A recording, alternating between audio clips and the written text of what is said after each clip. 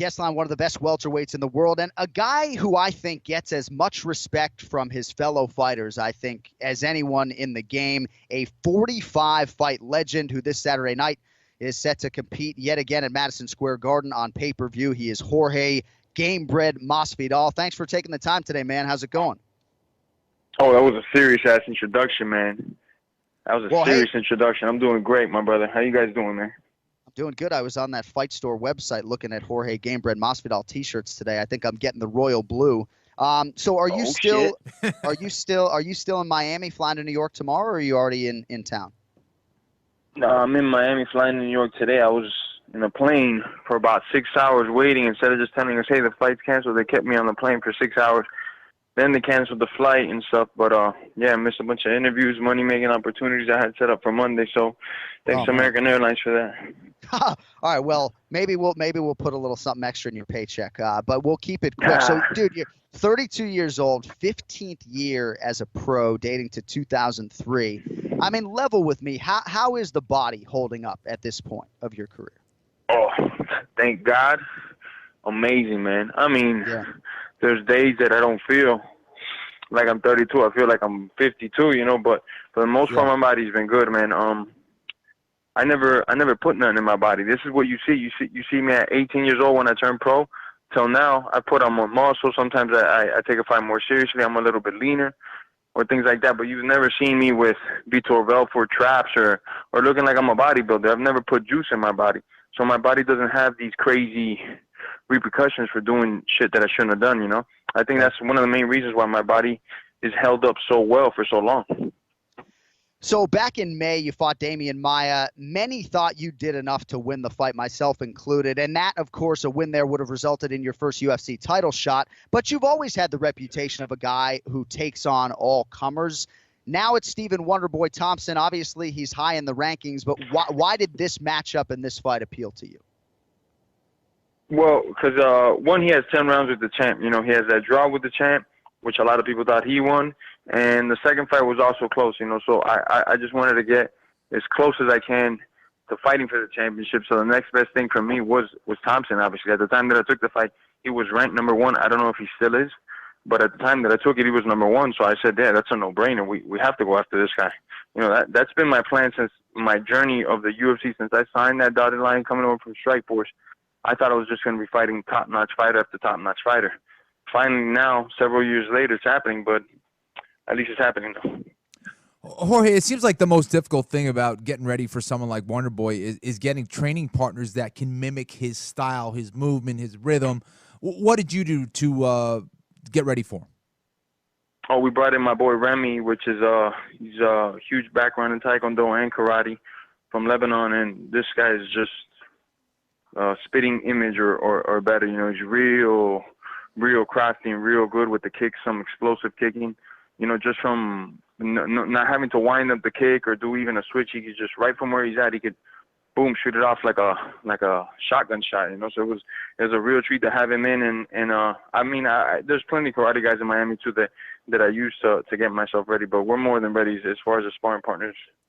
Is there any way that you can be denied a title shot if you go out there and knock out someone like Wonderboy? Man, Kenny, you know, me and you come from different eras, I think, where back in the day, actions spoke louder than words. Now, if somebody's screaming, ripping their shirt off, acting like a fucking fool, it just goes a little bit further. So I would like to say me beating Thompson should be the end of all discussion. Right. But nowadays, who knows, man? If somebody does something stupid, puts out a sex tape, or I don't know, buys a Gucci shirt and then takes a picture of them with their Gucci shirt, that might get them the title shot, you know? Oh, man. So I know you were fighting at 155 at one point. Is that ever a possibility? You're stuck here at welterweight, right? I mean, you're one of the top welterweights in the world. It's just crazy to me that you used to fight a lightweight. I could go down a lightweight again. Wow. If the money was right. Like, if they offer me to go down there and whoop up on Ferguson and then fight Conor, man, I'll do it. I'll destroy my body. You know, at around 174 pounds, my body fat is 5%. You know, I don't really have too much to work with, but I could do it, though. I could cut out those 19 pounds of water again and go out to the battlefield and compete. But it would just have to be for the right money, the right situations. If it's not nothing other than fighting for, like, the interim belt or the belt, I'll just stay at welterweight. Well, when you did compete at lightweight, I remember seeing you working out you were holding your breath underwater for what seemed like an eternity. Is that like something that helps you cut weight, or is that just a mental exercise? No, that's just to calm myself down. Was I in the hot tub or the cold water? You were in the cold water, and I was like, dude, can someone go Yeah. get him? But you seemed to be okay. Yeah, that's just because I was overheating and I just down there clearing my mind, man.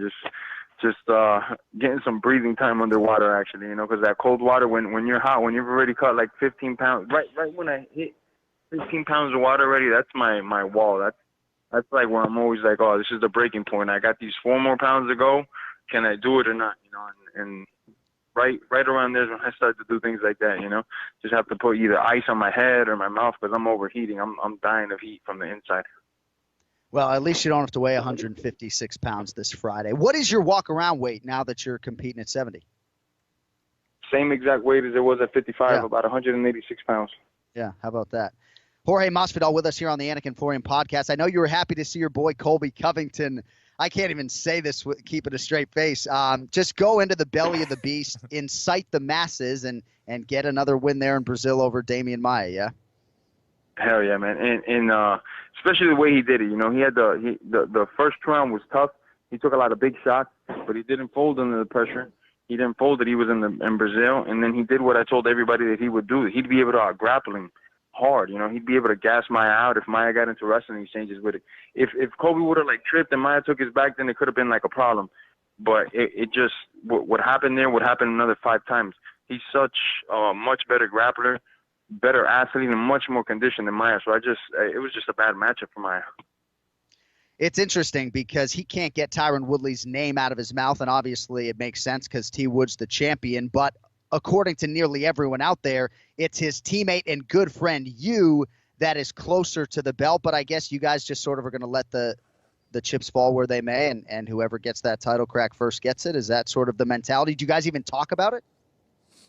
Oh, yeah, we've talked about it plenty, and we don't want to fight each other. Obviously, we got mouths to feed. We gotta put money on the table. So the titles, when you actually finally get to make some money, is when you fight for that title, or if you keep that title. Right. So there's a lot of options. If knocking out Thompson, they might offer me, hey, come down here and give this division some life at 155 because McConnor's not defending the belt, or at least that I hear of. Tony probably has nobody to fight against. So if they offer me a nice paycheck to go down there, I'll go wreak havoc down there and come right back up to welterweight when everything's cleared up. There's many routes I could take, but my only focus right now is to break Wonder Peace's jaw. That's the only thing I'm focusing on right now. And we can't wait to see it. I know you've also done some commentary for the UFC in Spanish. How's that going? And when are you coming over to the English side, dude? Whenever they invite me. I don't think they're ready for me in the English, man. They don't want a wild dude like me in studio, man. I love it. All right, final question. Have you ever placed a bet on yourself in these 45 pro fights?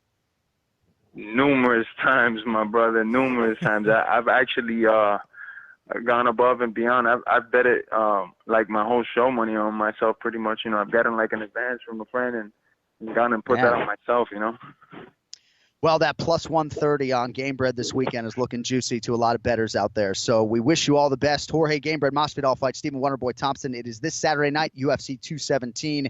You can only see it on pay-per-view. Game Bread, appreciate the time, man. See you later this week in New York, my friend. Thank you, guys, man. Love being on your show, man. You guys have a great day, man. Good luck, man. Thank you, guys. Right, there he is, Jorge Game Bread Masvidal. And Ken Flo, you talk about a true original, right? I called one of his fights for the first time back in 2009. Just a no-nonsense guy, and I said it off the top. You say his name to fellow fighters, and the respect just comes pouring out, Without a doubt, dude. I mean, this was one of those guys when I was fighting, I was like, man, like, that's the guy I got to beat one day. That's the guy I better be ready for.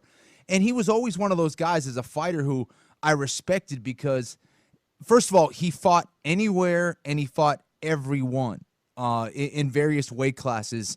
And he was so damn good. And you knew he had that dog in him. You knew he had that fighter mentality. And if you fought him, you're going to have to go through hell, win or lose.